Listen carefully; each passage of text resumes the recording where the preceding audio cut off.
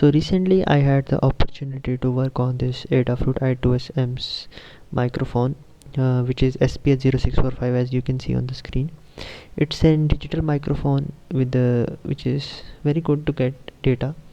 I think it works in the 11 kilohertz range, if I'm not wrong. You can see it on their website. It works in 50 kilohertz to 15 kilohertz range. So it's a very good microphone. But when I tried to interface it with ESP32, I came into a problem. See, what was happening that ESP32 was not able to get any data from this microphone. I don't know why. I tried many different codes from ChatGPT and from GitHub, but all of the code returned 0 on the serial monitor. 0, either 0, and if I shout real loud it's 1. So there was some problem with the bits and all. I did some research, and as a result of that, I found this very good article. So this article was published in 2019. So this person, I would highly recommend to go on hack.io and see this article.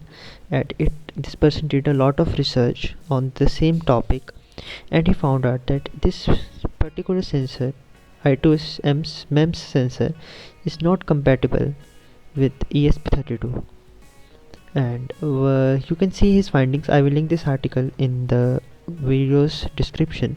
So the main problem, that all in all, is that ESP32 samples data on the rising edge, but whereas the our microphone, is sampling the data on the falling edge. So when ESP32 starts getting the data on the rising edge, but in between the sampling, the clock falls, and as a result, the data is changing. That's why we are not getting right data. You can get more understanding of this same thing on this link. I will link it down below. But this link helped me narrow down the problem that was with our sensor and why it was not working our ESP32. The time that this guy wrote this article, he was not able to find a working workaround for this. But there are some workarounds in the comments. You can use that also. But I found a workaround of my own.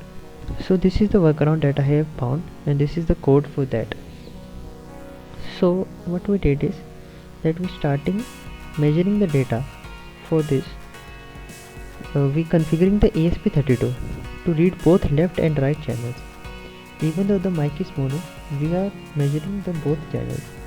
Internally, this is forcing the ESP32 to sample the data at a different time away from the unstable clock edges. So instead of measuring the data during the sampling of data during the same time as the unstable clock edges, we are moving it in turn, forcing the ESP32 away from the unstable clock edges. We are then discarding one of the channels. So as you can see, I have next step I will tell you about to connect our pin to SCL to the ground, because we are selecting the left channel. So left channel data is the right data. So in the code, in the word loop section, we will discard one of the channels. This is helping us to stabilize the data completely. Also, due to this workaround, there will be some DC offsets will be generated also in this.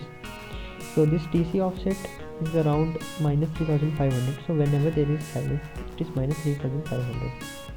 So what we did is we added a moving DC filter, so that DC offset removal filter, so now the data that I am getting is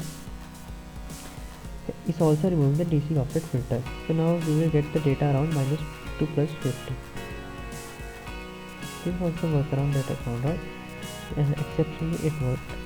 I don't know how, but it worked.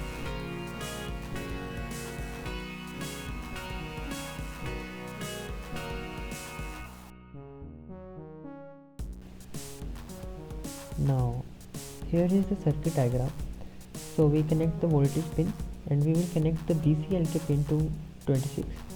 We will connect the data output pin to 33, and we will connect to LRCL pin to pin number 25.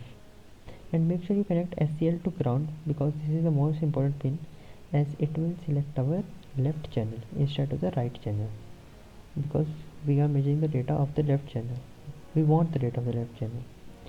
Here is the connecting. Now I will quickly connect this physically. So this is the proof that this works. So physically I will connect all the pins.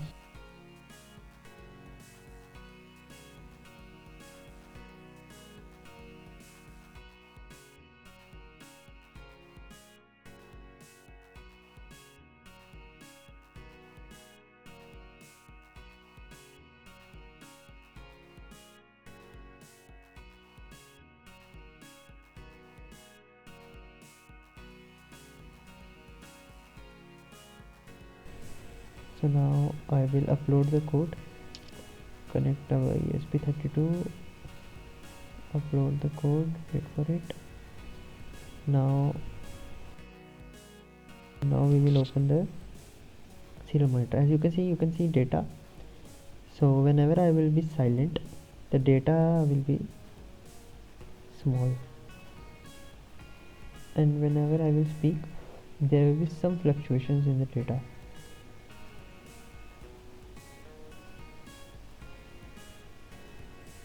So I was silent before, you can see the data got streamed, and I was talking then so there was some fluctuations.